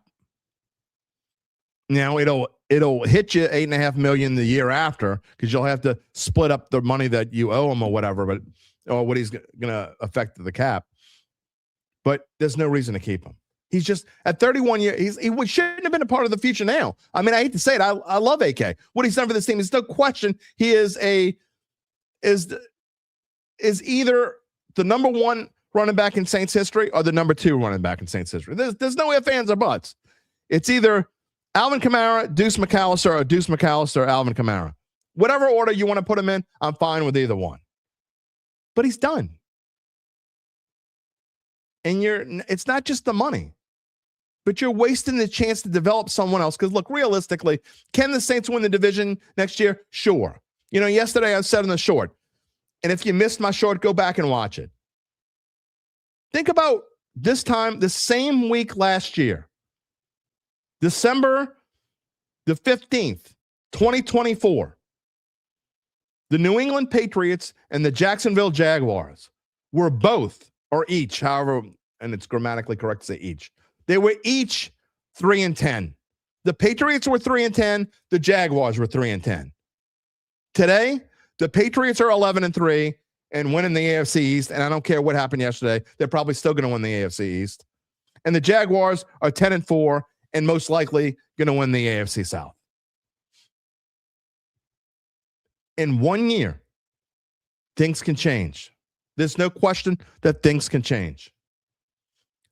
But that being said, this team still needs to think about the long term. Can they win with someone? I think they can. I think they should go draft a potential running. They got most likely the quarterback of the future, at least for the near future. Go draft your running back. That's who I want to see them do. And especially now that they're dropping a little more, and I know that'd probably be maybe a little bit of reach. I love the thought of drafting Jeremiah Love. I think now that you're going to draft somewhere in the range of 8 to 11, most likely 10-ish. I think that's the area that you need to think about.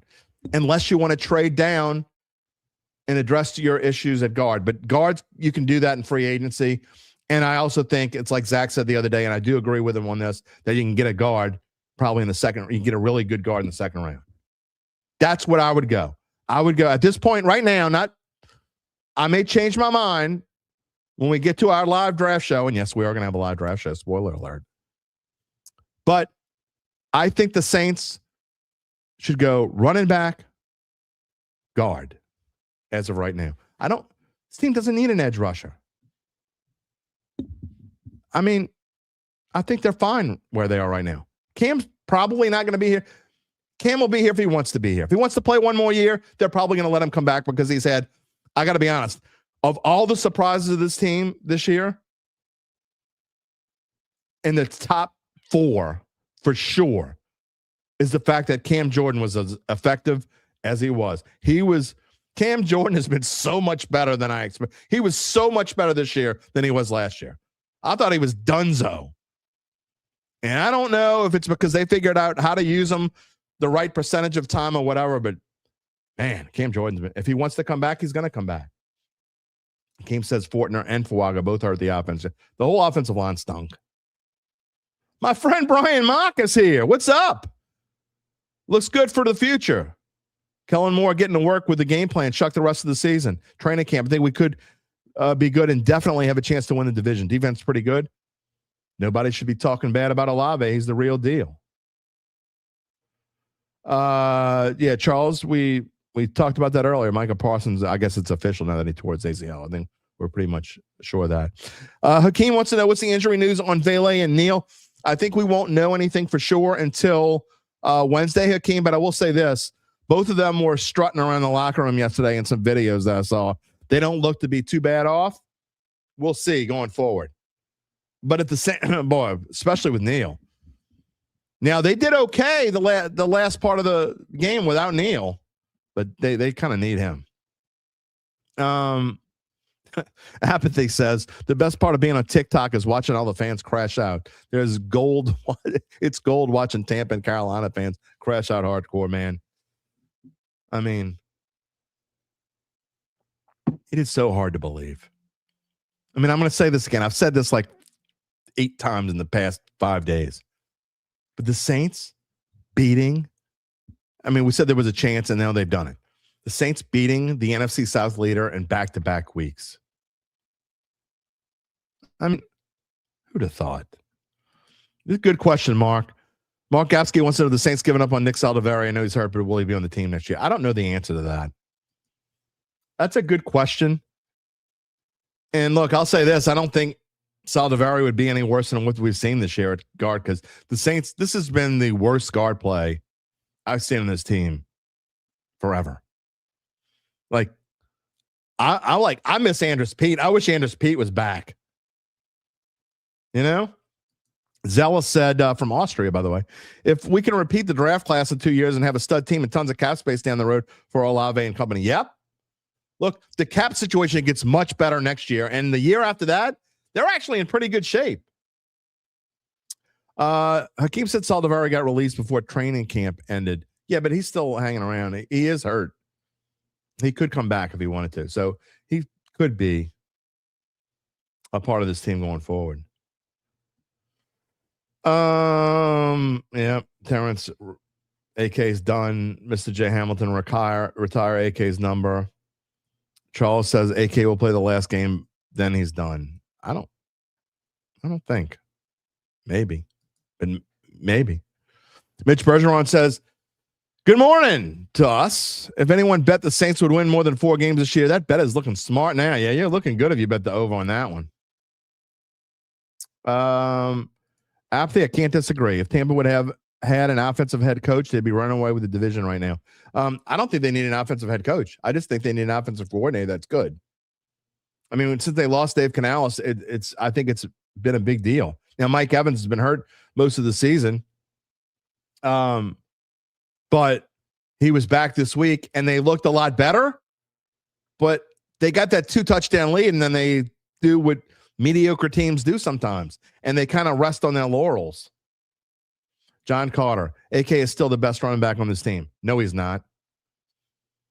But he does a great draft at running back. Let's see if Kendrick can come back. How many times are we going to say, let's see if Kendrick Miller can come back? And AK, I'm sorry. I respect your opinion, John. I appreciate it. But I can't agree with you. AK's not the best running back on this team. He's done. And even if he is, even if you're right, it's time to move on. You got to move on. We don't need a 31-year-old running back on this team. How many we've shown you the numbers before with 30-year-old running backs, much less 31. How many 31-year-old running backs, not just this year, in the history of the NFL, have done anything? There are only so many Derrick Henrys and so many Frank Gores, okay? And Alvin Kamara is not one of those guys. It's got to go. Time to go. I hope I'm wrong. It's time for him to go. It's time for Taysom Hill to go.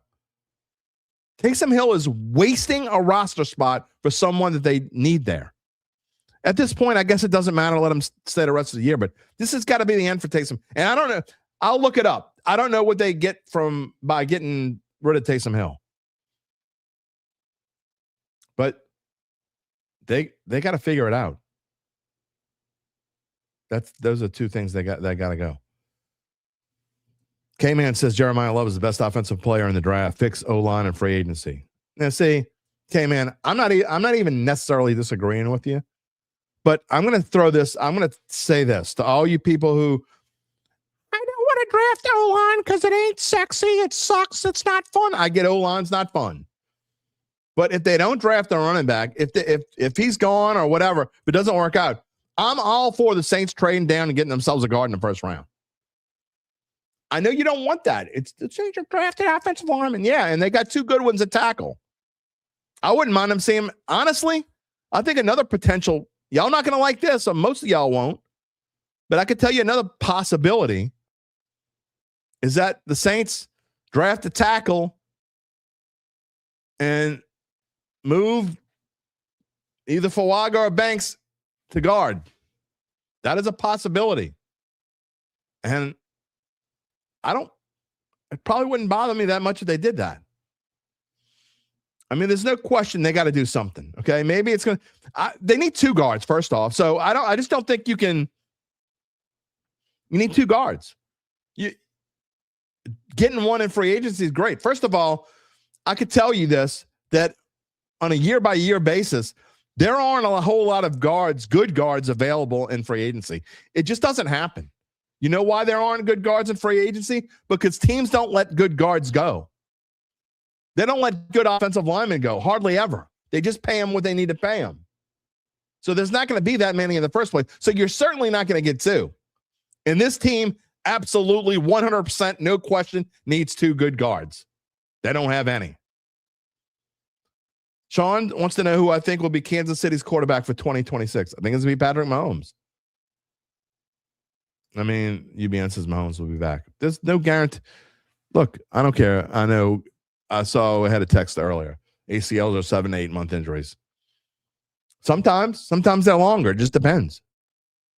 And when you move around as much as Mahomes does, there's no question it's going to affect him going into next year. He's not going to be able to do anything in the offseason, and he's probably not going to be ready for training camp. We'll see. But Kansas City's in trouble. But you can't feel sorry for them because they have 3 Super Bowls under their belt. David Herman says clean up the penalties. Yeah, and you know what? I had the numbers up there, and I think I accidentally deleted it off. But Saints do need to clean up the penalties. Charles says, you can't say that. Not for a quarterback. For a running back, maybe. He says it's never going to be the same again after the ACL. Running backs tend to not be the same after ACL. Now, that's not even always the case. But quarterbacks, I think he'll be fine. Let's see. Yeah, Tedder said, didn't Brady tore? What did Brady tear an ACL, Gabe? I don't remember what it was. ACL. Yeah, Tedder said Brady tore an ACL, won 3 Super Bowls. Is that good? Winning 3 Super Bowls after you tear an ACL. Is that good? Sean says Taysom's a free agent in 2026 after this coming year. Yeah, after the 2026 season. He's not. I'm pretty sure I could be wrong, Sean, but he's not a free agent after this year. He's got one more year in his contract, I believe. I'm saying get rid of him before then. Rich Hankton says, if it lets me show it, there you go. The Bucks were fine without Canales. It's losing Duval. That hurts now.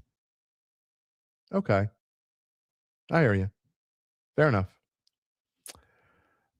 Mitch Bergeron says, I don't always agree with Mel Kiper, but you don't draft a running back in the first round. Yeah. I don't hardly ever agree with Mel Kiper. Mel Kiper can piss off. Gabe says that Taysom is an unrestricted free agent after the 2026 season or before the 2026 season? Like as soon as the season's over? Okay. Well, good. There you go. Hakeem says, Devin, so there you go. You were correct, and I was not correct. Devin Neal is the new Pierre Thomas. I think that's a good comparison, actually. I like that.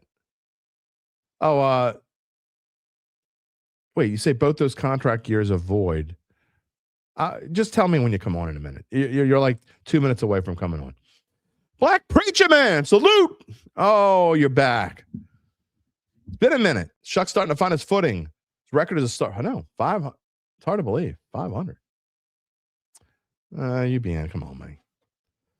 ACL with modern medicine is like getting your tonsils out. I don't think it's like getting your tonsils. It doesn't take you 7 months, 8 months to recover from. Although you would have never known from when my kids got their tonsils taken out. All right. Time to move on. Moving on.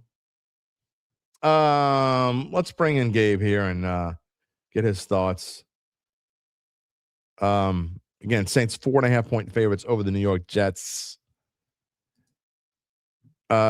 Gabe, you're not a Saints fan, but just give me your unbiased opinion on what happened yesterday. What do you mean on what happened yesterday? In full game? Yeah, it's easier for me, like sometimes, and I know obviously I'm a host, I try to say is I give you my opinion, but I try to have my opinion be as unbiased as possible. But it's hard to not be hopeful if you're a Saints fan. Right? Yeah, I'm not as, and this won't come as a surprise at all. I'm not as ready to crown Tyler Shough. The offense has been okay. They've gotten it done down the stretch, which is something that wasn't happening beforehand. So that's a promising sign. Yeah. But really, I think the key is the defense recently. They've looked fantastic. Defense been very, very good. Again, we talk about how last 4 weeks in a row now, they have allowed fewer than 200. In fact, I think it's fewer than 181 yards. 181 yards or fewer in 4 straight games, and less than 200 in 8 out of the last 10 games. By the way, talking about first round running backs, Genty, yeah, he's pretty good. And Sean says we drafted Reggie Bush in the first round. That worked out pretty well. Yeah, sure. Yeah, but this is a different game. Yeah, it's a different game. But I still think, and I know you're not a huge Jeremiah Love dude or whatever, but I'm a big Jeremiah Love. Oh, I thought you were not. Okay. No, I was. I had a Heisman ticket on him. Okay, well, I think that he looked good in blue and gold. I think he would look good in black and gold. A-Town, I just don't think it's the biggest need. A-Town says, good afternoon. After he wins the Powerball tonight, he's going to grow his hair like Mel Kiper. Okay. Well, I will say that. Sure. That's one thing Mel Kiper has. He has good hair. Other than that, he needs to work on his brain. What you got for me this morning? I know you got some things that you're itching to talk about. By the way, we talked about potential landing spots for Diego Pavia. I got one for you. Oh boy! Actually, I've got multiple. Tennessee, Foot Locker, or so and so Nissan of Albuquerque. Remember me? I'm Diego Pavia. I finished second in the Heisman many years ago at Vanderbilt. F the critics. F the writers. Get used cars now. Yeah, that's somebody I want to go buy a car from. That's somebody I want to go buy a car from. Pavia Kia of Albuquerque. On that note, you know what? You know who could probably help Diego Pavia one day? You know who could? Exactly. Yeah, I know who could. Evangeline Securities. They could. They can help you figure out what his family run. He better have a family run business by then, because it won't be in the NFL. They might be able to tell him when to sell that family run or privately held business. How do they do it? Well, great question. Better than Diego Pavia's question.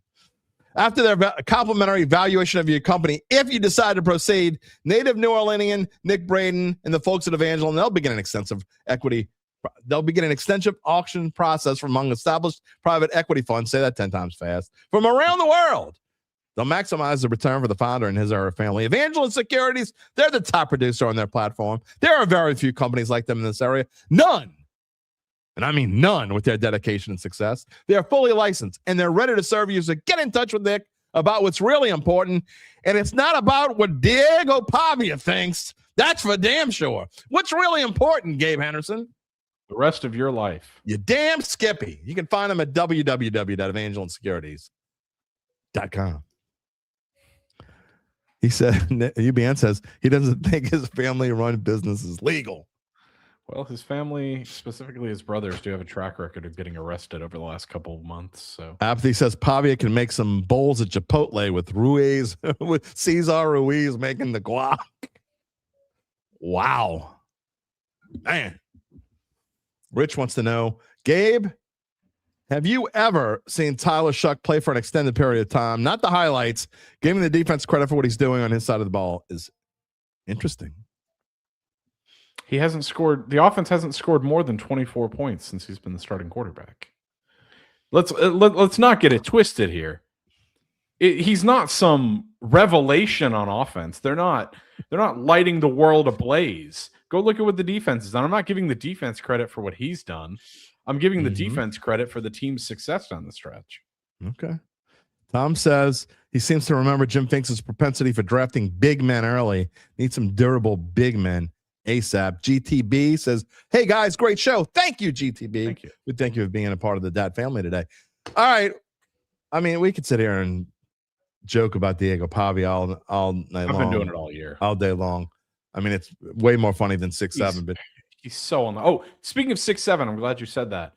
Yesterday I was at. Okay, Rich. I've watched. I know more about football than you've forgotten. Anyway, speaking of football, I was at the Texans game yesterday. Sorry about that. I didn't mean to show that one. And yesterday was Kids Day. Okay. And they had a 6'7" cam. Did you bring your dog? No, I didn't. I couldn't help but think of you and Zach yesterday when they did the 6'7" cam at NRG Stadium. I can't let it go. I'm on a group chat with my sister and my cousin, and I just put the meme up, and they're like, "Did you really do that?" And I'm like, "I can't." It's like since Friday. I hated it, and now it's like I can't stop doing it. Oh, by the way, I meant to say this earlier for you Saints fans. Still, I know some people have left this, but you'll appreciate this. UBN, go buy Gabe some razors. $20 for Gabe. Gabe, you can buy a lot of razors for $20. All right, hold on real quick. I'm going to throw this out there real quick. In fact, it'd be better with this slide. If the Saints win out, okay, the Saints win out, they will finish in third place in the NFC. Actually, they theoretically could finish in second place because if Carolina loses the rest of their games, and they might, because they play the Bucs twice and they play the Seahawks. So the Panthers absolutely could lose their last 3 games. But let's just say that the Panthers don't, and the Saints, whatever. The Saints move ahead of Atlanta is the point. It has nothing to do. I don't care about the draft pick. I don't care where the Saints draft. Doesn't matter to me. None of that matters to me.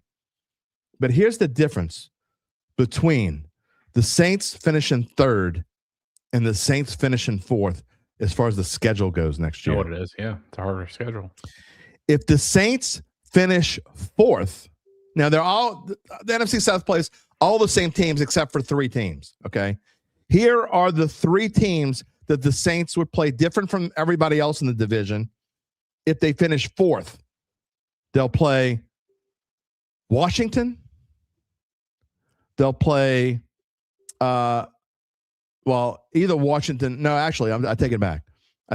They'll play the Giants They'll play the Las Vegas Raiders again. It seems like they played the Raiders a lot lately. And they play Arizona. So Vegas, Arizona, and the Giants are the three teams that they would play. If you're fourth, yeah. If they're fourth, that's different from the rest of the division. If they finish third instead of fourth, instead of those three teams, they'll play Kansas City. Can I guess? Okay, can I guess the other two? Sure. Well, Washington, because we alluded to it earlier, is the other's probably going to be San Francisco again? San Francisco. Yeah. Unless somehow San Francisco moves in a second and Seattle loses out or the Rams lose out. The Rams play Seattle this week, so if one of those two teams, whoever loses Thursday's game, if they lose out, San Francisco could move ahead of them. But listen to the difference. I mean, instead of playing Vegas, Arizona, and the Giants, they would get Kansas City, San Francisco, and Washington. What a difference that would be. With Jaden Daniels back. With Jaden Daniels back, exactly. Kansas City and San Francisco would be in the dome, by the way. Washington would be on the road. And Vegas instead. One thing is to be more attractive home schedule because instead of getting Vegas and Arizona at home, you would get Kansas City and San Francisco. Hey, that's who the Texans have the last 2 weeks. That's insane. Arizona yesterday. The difference of that. Yeah, I mean that is a huge difference. To clarify for people like Mal, I'm not saying that Shough is a bad quarterback. Those words did not come out of my mouth today. Well, I'm going to say this, and I'm going to defend you here, Gabe. Hold on, I know you don't need me to defend you. I'm going to defend you anyway.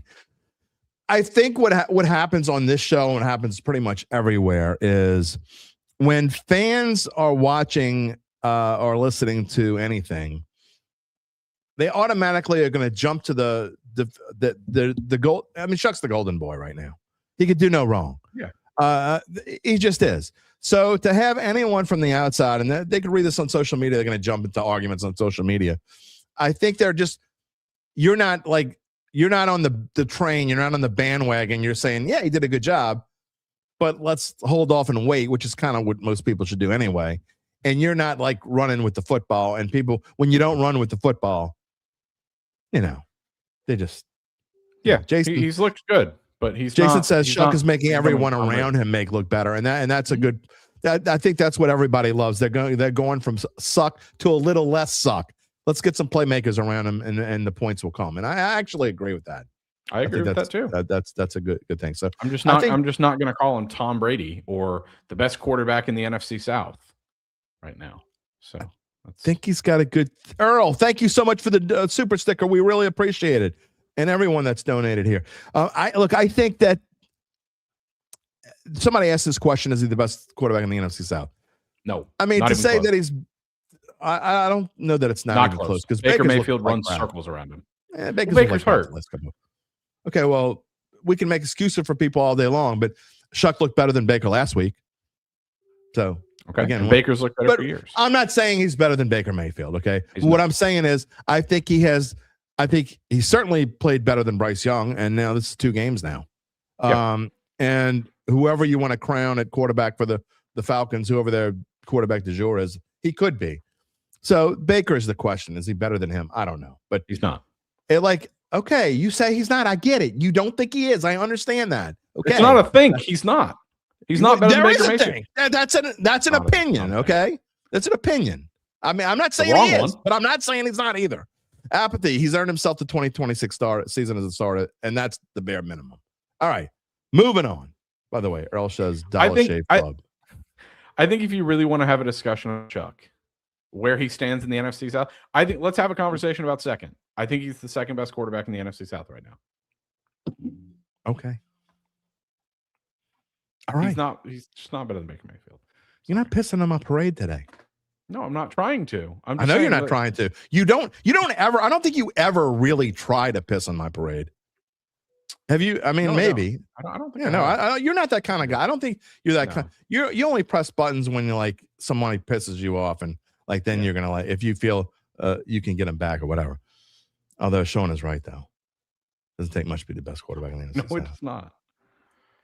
Charles says Baker's regressed the last 2. And look, and again, here's the point. Banged up to high hell. They are. They're a mess, but also their coaching. I don't think people can realize just how bad their coaching. Well, you got to think he's spent what 3 years in Tampa, right? This is third year in Tampa? Yeah, third or fourth. Third? I think it's third. Third or fourth, but he's on his third different offensive coordinator in 3 years. Earl, thank you again so much. We truly appreciate the donation. Everyone who's donated, thank you so much. Appreciate it. He's on his third different offensive coordinator, and it doesn't matter who you are. That's not an easy thing to do. No, I don't disagree at all. Look, and he's definitely banged up, and Mike Evans has been banged up. Chris Godwin's missed most of the season. This rookie Ibuka has been outstanding, but you know what? He hasn't had much. A little bit. He's been hurt off and on. Bucky Irving missed half the season. So look, I think the Bucs are still going to win the division, and who knows if they. It wouldn't shock me if all of a sudden they got better and started playing good in the playoffs, because I don't know. But I just think it would shock me because I think the NFC is so stacked at the top. Yeah. I mean, if you just look, the Rams and the Seahawks, and then you've got the reigning NFC champion, the Eagles. You've got whoever the hell comes out of the NFC North. Yeah. I mean, the NFC is an absolute gauntlet. It is a gauntlet. Let's see. And by the way, Rob, this is a good segue into this real quick. Rob says, let's pump the brakes on next year. Even with a fourth place schedule, the best they might do is 9-8, 8-9. Better, yes. Optimism, yes. Playoffs, no. Well, maybe it's horrible to. You can't say that. And again, Rob, the reason why I'm saying what I'm saying, go back to what I said 10 minutes ago. Again, the Patriots are in one of the toughest divisions. Well, not right now, I guess. Not. It's a mediocre division. It's not. It used to be really good, but it's not really good. My point is, if you can go, and I think the AFC South has improved as a whole. Obviously, it is what it is. But if you go from 3-10, Patriots are 3-10. Jacksonville, the same time last year, was 3-10. They are now leading their divisions 11-3, 2 games ahead of Buffalo. Jacksonville 10-4, ahead of both the Colts and Houston. Obviously, Colts have their issues, but to me, if you can do that as those two teams, then there's no reason to think the Saints can't be in the competition, at least in the thing, I guess you should say, of the NFC South. That's my opinion. Next year, as soon as next year. By the way, the rest of the schedule, in case you're interested, the teams that everyone will play, and I'll tell you, next year the Saints will play at home. Depending on where they finish, I'll tell you who would it depend. Here's who it does not depend on. They will definitely play next year at home. It's a lot tougher than it's been. The Packers, the Vikings, the Browns. Shedeur Sanders is coming to the Dome unless they put that in Europe. And the Pittsburgh Steelers. On the road, they will play the Ravens, the Bears, the Bengals, and the Detroit Lions. So, yeah, I think it'll be interesting trying to make especially record predictions on next year is too early. You would have to be crazy to do something like that. It's like the people who are betting on the LSU Ole Miss line for next year. Absolutely. Like you have no idea what these teams exactly look like. Real quick, Tedders, thank you so much. $20 for the super sticker. Tedders, thank you for being a part of the Dattitude family, and you have been here with us for a while. We appreciate you donating all the donations, everyone.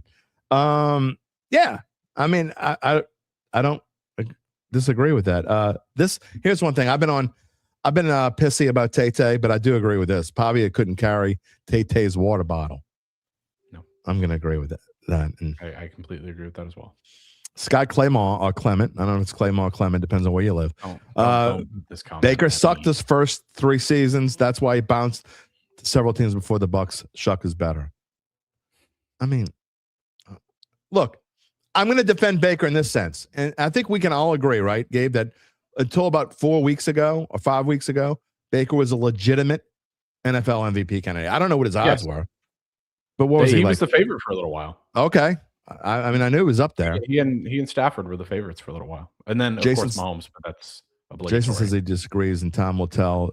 Lance says Vrabel and Sean are coaching their asses off. There's no doubt about it. I mean, they really are. They are. I mean, all right. Charles Mangus, thank you so much for the super sticker. Very much appreciated. We thank you for donating and being a part of the Dat family so much. Thank you so much. All right, what else you got before we sign off for the day? Oh, because we got to make our Monday Night Football pick, by the way. And I know you have a best bet on this one. Ew. But we're not there. What else do we I know you want to talk about Diego Pavia. That's I really just want to talk about that. And I made a slide for this, but only 2 running backs left for the Texans. Are you going to go? Have you decided? Are you going to the game yet? The tickets are dropping. They're down to $67. What do they need to be? What's the magic number for you to go? We said they got to drop under 50. Okay, all right. I'm going to drive over there. I might drive over there. I'm serious. I don't want to go, but we did. Was it a Saturday? It's a Saturday. What day of the week is Christmas? I think it's a Thursday, right? I don't know. Today's the 15th. Either Wednesday or Thursday. I think it's a Thursday. Yeah, it'd be a Saturday, I think. All right, moving on. This is how we're going to close out the show as we do each Monday. We're going to close it out. Seriously, thanks. Before y'all all go, thanks to everybody, not just the people who donated. It's so very much appreciated, but to all the people who have joined in on the show on this Mano E Monday. UBN says, Dattitude on the road, babe. UBN's going to come. We're going to drive to Houston together. All right, we're in. If you come, UBN, I'm in. I'm going to do it. But we have to come back that night because I want to be home for NFL Sunday. You're not going to get back that night.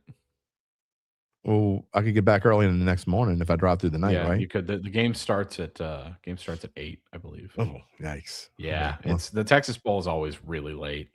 All right, well, we'll figure it out. Morning, Charles. All right.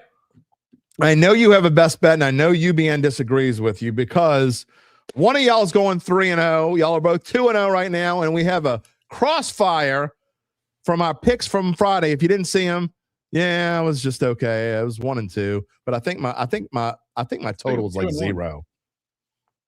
I think I went 1-2. Yeah, I went 1-2. Okay, but I think my point differential is like right around 0. But anyway, so y'all are 2-0 going into tonight. One of y'all has the Dolphins. One of y'all has the Steelers. The line coming into this show was Dolphins +3 at Pittsburgh tonight. What you got is by the way, I'll go first. I'll say I do not have a best bet. I'm probably not even going to bet on this game. I don't like it at all. I don't care about it. The only reason why I'm even going to kind of watch it is because it's going to be on the TV at poker. I lost my fantasy game. I have no fantasy. Nothing is riding on this. I don't care at all. What you got? I like Miami +3. Miami's been on a roll, and it's more of a gut feeling than anything else. I'm a big trends guy, and UBN sent a trend earlier that Tomlin's like 5-1 in his last 6 Monday night games. This is a gut one for me. This feels like a letdown spot for Pittsburgh. It really does. Baltimore just won. The pressure is on in Pittsburgh. They're facing a team that's on a roll. Miami has to win this game or else they're eliminated. They're all but eliminated anyway, but they have to win this game. I like Miami to keep it close, if not win outright. Okay. Well, UBN didn't want to hear you talk about it. He said he was leaving before you even started talking about it. I hear you. I think valid points. Y'all both had valid points in this game. I don't disagree with either one of you. I just don't. If I had to bet anything, not having a feeling on it. If I had to bet anything, just because Miami's going into the cold, I'd either take the Steelers or I would take the under. But I don't. It is. I believe it's going to be a snow game. So. Oh well, there you go. And so there you go. A lot of those in the NFL. One more thing on Tedder's comment. He says, Tedder said, hold on. Tedder also says appreciate him giving him some who dat talk in Beantown.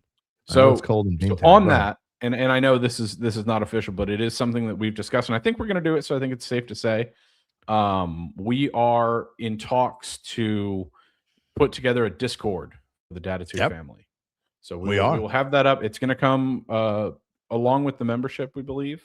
Yep, but we're going to give everyone a place to not talk when we're not only talk when we're live on air, but when we're off air, talk to us, talk to other Dattitude family members. Be kind of like a group chat. Discord's kind of like a group chat. And so it'll be for members only. We will be starting a membership within the next, I hope to have it up and running by maybe the AFC and NFC championship games. I think that's a realistic time frame. I know there'll be some merch involved. I'm working on. My wife is helping me think about how to do the merch, and I know that if you join the membership, we haven't figured out exactly what the price is going to be. But if you want to be a member, a Dattitude member, we're going to figure out a way to do it. Like Gabe said, we're going to start a Discord I don't know exactly how it works. I know UBN's good with the Discord. But anyway, it'll be I don't know, something very super reasonable, nothing stupid. And along with your membership, you will get some kind of merch. And we'll figure out and you may get occasional merch as we go along if we can figure out how to do it. But anyway, that's coming soon. And like Gabe said, we'll have a chat for everyone to it'll be to join in. It'll be a place for everyone to talk about the Saints, LSU, any other sports happenings. Pelicans, if you want, whatever you want. Pelicans, yeah, because you can create little channels in there. So we'll absolutely create that so people can share their thoughts whenever. Charles wants a 0.0 hoodie. The first, I don't know if it's going to be a hoodie, but the first piece of merch, I promise you, will have 0.0 on it for sure. Sean wants to know, will the Saints score over 30 points for the end of the season? I'm going to predict. Gabe says yes. I actually say no. I don't think they're going to. So there you go. I think the Tennessee defense is that bad. It's pretty bad. You're right. If Shedeur scored 34 or whatever the hell it was against them, maybe so. Shedor's, I'm sorry, y'all. I'm not trying to piss anybody off, but Shedeur Sanders is bad. To be fair, I will say to Shedeur, one of those picks was not his fault at all. I know he had the others, and he did look really bad. He got sacked 5 times because he's sacked. He hit Jerry Jeudy right in the chest, and Jeudy couldn't come down with it. So another bomb. You know who looked really bad yesterday, surprisingly? Joe Burrow. Joe Burrow's tired of getting his ass whipped. I mean, okay, here, I'll leave you with this stat. He has already been sacked more in his career than Andrew Luck. Yeah. And Andrew Luck retired because of how often he got sacked. Yeah.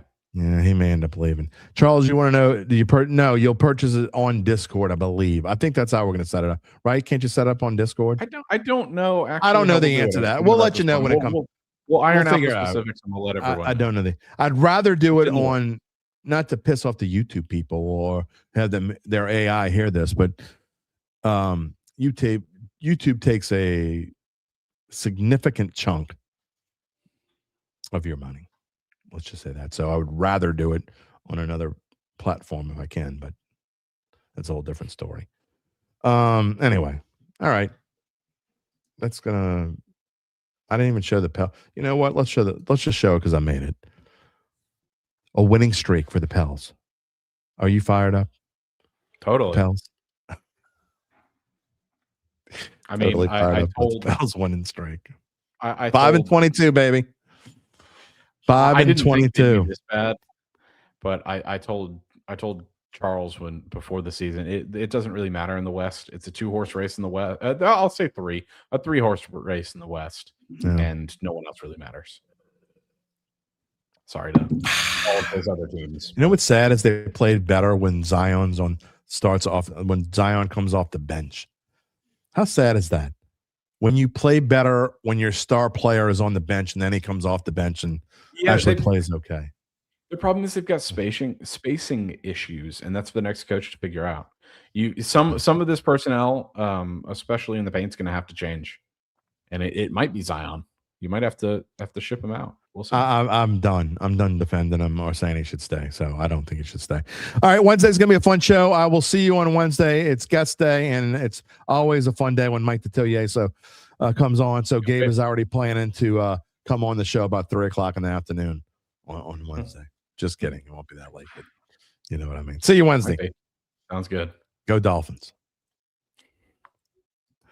Not that I'm rooting for Gabe over UBN. I would never do that. Just saying go Dolphins. I can't root for I'm having trouble rooting for the Steelers these days anyway. That dude that Woosaw MF just bothers me. I'm just saying. By the way, last comment here this morning. Speaking of my picks, the one that I'm really ticked off about missing is because I had everything, all my thoughts on why the Patriots were going to cover yesterday were golden. Okay.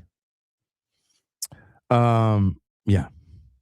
And then I had a regular follower of mine and someone that's actually followed me for long before I was doing this show. Back when I wrote an NFL, because I wrote an NFL picks column for years and years before I started the show. I think I started it about 11 years ago, something like that. And I stopped writing it. The past 2 years, I have not written it because of multiple reasons. Because number one is I was doing the pick segment here, and number two is because we were doing our picks on Bayou Bets, and so I just stopped doing the picks column. Well, some people that were following me for a long time wanted to know how they could still get my picks, and I told them. So anyway, there are actually a few people out there who only come and watch the show on Friday because all they want to hear is my picks, even though it's only 3 of them now. One of those regulars, and I love him to death because he's been like I said, a long-time follower, super loyal, super nice. But he sent me a message yesterday when the Patriots were winning 21-0, and there's nothing I hate more on this planet. Well, there's lots of, that's probably a little extravagant, but you know what I mean. I'll use hyperbole. I don't care. There's nothing I hate more than someone to tell me that we're winning, baby. We're winning before it's over. I don't care if there's 5 seconds left and I got a 10-point lead. Don't tell me I'm winning. Don't ever tell me I'm winning until the damn thing is over, because that is the kiss of death. We call that, UBN and I call that being domed, because we have a friend named Dom who is the king of saying he's winning or this or that and talking smack. The only person worse is my son. But Dom could, I think Dom might have said something. Remember when the Redskins were and Kirk Cousins were about to beat the Saints? And they had a 15-point lead with like 6 minutes left, and Drew Brees came back and spanked that ass. Remember that? Yeah, my son actually left the dome because they were going to win.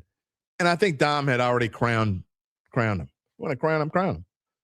So anyway, UBN and I call that getting Dom. Don't ever tell me a game is over until it's, I know what I picked.